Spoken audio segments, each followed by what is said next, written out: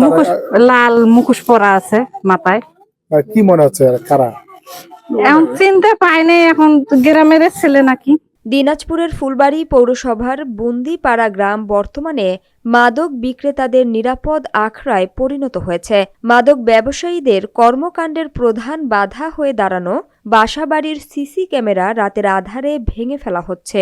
বিস্তারিত থাকছে দিনাজপুরের ফুলবাড়ী থেকে মোহাম্মদ ফয়জার রহমানের প্রতিবেদনে। পৌর এলাকার ৬ নম্বর ওয়ার্ডের কানাহার বুন্দিপাড়া গ্রামের বাসিন্দা নূর ইসলাম জানান, তার বাড়ির আশেপাশে প্রতিনিয়ত মাদক বিক্রি ও সেবনের আনাগোনা লেগেই থাকে।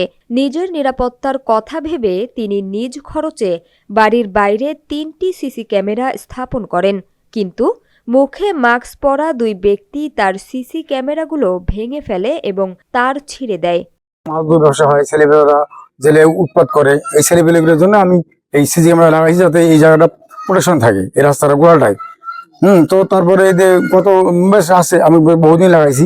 তারপরে এই গত রাতেই 3:30 4টার এই দিকে মনে ঘটনা, 3টে ক্যামেরাতে তারা নষ্ট করে দিয়েছে, যাতে তারা যে ক্রাইম গুলো করে, মাদক ব্যবসা করে, তারা যেন না করতে পারে, করতে পারে, সহজভাবে করতে পারে, সেই জন্য তারা এই ক্যামেরাগুলো অফ করে দিয়েছে আর কি।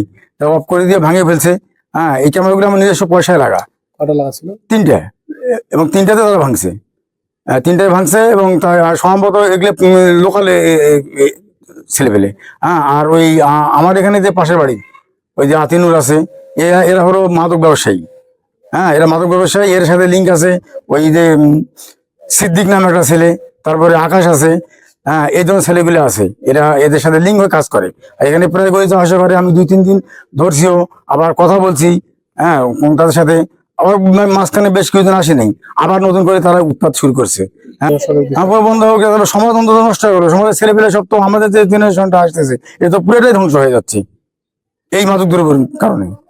আমরা চাচ্ছি আইনের সহযোগিতা, জানি না আমাদের এখানে পাশে ওই থানা আছে, তারা যদি আমাদেরকে একটু হেল্প করে এই মাদক দ্রব্যের ব্যাপারে, তাহলে আমাদের একটু এই সমাজে বসবাস করা অন্তত সহজ হবে। তিনি আরও জানান, ওই সময়ের ভিডিও ফুটেজ তার মোবাইলে সংরক্ষিত রয়েছে এবং এ ঘটনায় তিনি ফুলবাড়ী থানায় একটি লিখিত অভিযোগ দায়ের করেছেন। নূর ইসলাম বলেন, আমাদের গ্রামে এখন ব্যাপক হারে মাদক ব্যবসায়ী তৈরি হয়েছে, এতে পরিবার নিয়ে নিরাপদে বসবাস করা কঠিন হয়ে পড়েছে। একই অভিযোগ স্থানীয় গ্রামবাসীরা করেন। আমরা সকালবেলা উঠে ওই যে সিসি ক্যামেরা তার খোলা দেখতেছি, 2টা ছেলে দেখতে পেয়েছি।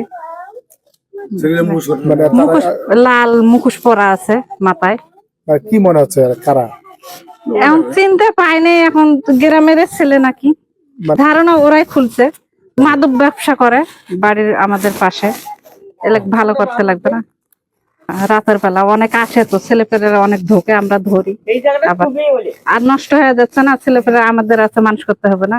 তারা জানান, মাদক বিক্রেতাদের দৌরাত্ম্যে গ্রামের পরিবেশ চরমভাবে ঝুঁকিপূর্ণ হয়ে উঠেছে।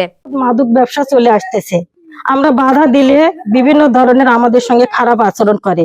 আমাদের এবং সমাজকে প্রতিরোধ করার জন্য বাড়ির সামনে 3টে সিসি ক্যামেরা লাগায়।